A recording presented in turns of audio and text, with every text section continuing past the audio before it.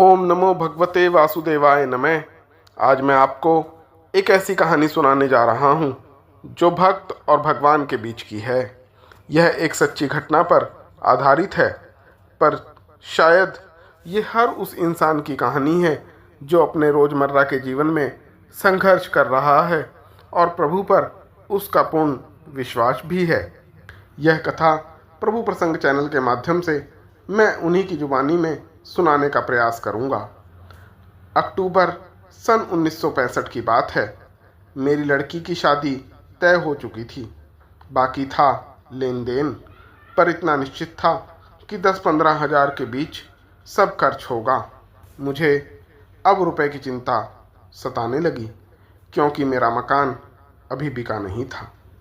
वह बिकने वाला था, पर समय पर खरीदार ने इनकार कर दिया, अतः रुपए का प्रबंध आवश्यक था।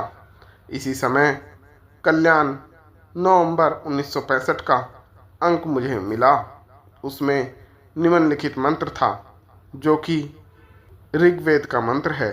ओम भूरिदा भूरि देहिनो मातभ्रम भूर्याभर भूरि धेदिंद्र दित्ससि ओम भूरिदा ह्रासी श्रुतय पुरुत्राशूर्वतहन आनो भजस्व राधसी, जिसका अर्थ इस प्रकार है। हे लक्ष्मीपते, आप दाता हैं, दानी हैं, साधारण दानी नहीं, प्रत्युत बहुत बड़ा दान देने वाले हैं। आप जनों से सुना है कि संसार भर से निराश होकर जो याचक आपसे याचना करता है, आप उसे रीता नहीं लौटाते, उसकी झोली भर देते हो। हे प्रभु, मेरी पुकार सुनो और इस अर्थ संकट से मुझे बचाओ। रुपए मिलने की कहीं कोई आशा नहीं थी। अपना कमाया हुआ सारा धन, जो कि जीपीएफ फंड, ग्रेजुटी, बीमा और 1/3 पेंशन सब बेचकर 3,500 और करीब 14,000 एक दूसरे मकान में लगा दिए थे। यद्यपि जमीन हमारे बड़े लड़के गिरीश के नाम से थी, तथापि मैंने सारी कमाई उसी में लगा दी थी। सोचा था अपना आरा वाला मकान 20,000 में बिकेगा तो 10-10 हज़ार लड़की की शादी में लगा दूंगा, पर बात दूसरी ही हुई। मकान बिका नहीं और बेटी का विवाह निश्चित हो गया। इस संसार में सिवा परमात्मा के और कोई सहायक नहीं, वही एक शरणदाता है। मैं नित्य प्रति Ratu road, Harmu road junction के निकट श्री राम मंदिर में, जिसे पंच मंदिर भी कहते हैं, जाता और उपयुक्त मंत्र और उसका अर्थ पढ़कर आंसू बहाया करता। कोई सहारा था ही नहीं। परिवार में कोई इतने रुपए देने वाला नहीं था, ना मेरे लड़कों के पास इतने रुपए थे।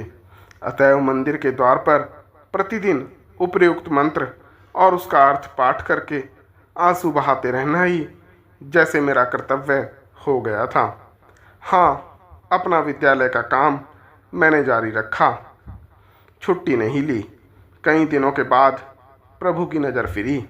उनका सिंहासन डोला और रातू रोड के उत्तर काके रोड में स्थित श्री चक्रवर्ती बाबू ने, जिनके यहाँ मैं रोज सवेरे बच्चे पढ़ाने जाया करता था, एक दिन मुझसे पूछा, मास्टर साहब, आप कुछ चिंतित दिखाई देते हैं। मेरे यहाँ आप पढ़ाने आते हैं, पर आप दुखी अवश्य हैं। मैंने सारी कहानी उनसे कह डाली। इस पर उन्होंने कहा, आप मकान बेचने में जल्दी ना करें, मैं सब इंतजाम कर दूंगा।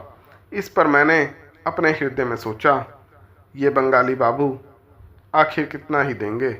मुझे चाहिए हजारों में, करीब 15,000। पर मैंने उनसे इतना ही कहा, आपकी कृपा, ईश्वर बड़ा दयालु है। इधर मेरी नित्य की प्रार्थना चालू रही।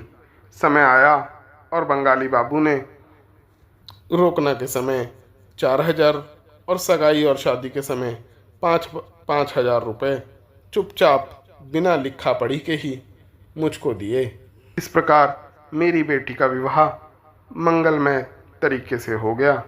इस प्रकार उन्होंने ईश्वर का रूप लेकर मेरी मदद की।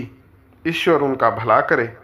जब मेरा मकान जुलाई में 1966 में बिक गया तो मैंने उनके सारे रुपए लौटा दिए। ये सब रुपए बिना रजिस्ट्री केवल साधारण कागज पर उन्होंने मुझको दिए थे। यह सब बताने का तात्पर्य यही है कि कोई भी आतुर प्राणी अनन्य शरण होकर यदि प्रभु को पुकारता है तो प्रभु उसकी पुकार अवश्य सुनते हैं। यह मेरा अटल विश्वास है। इस प्रकार मुझे अपने जीवन में इधर कई बार प्रार्थना करनी पड़ी और प्रभु ने मेरी सहायता भी की। बोलो दीन बंधु दीनानाथ भगवान की जय। ऐसी रोचक कहानियों के लिए प्रभु प्रसंग चैनल को लाइक, सब्सक्राइब व शेयर करें। जय श्री कृष्ण।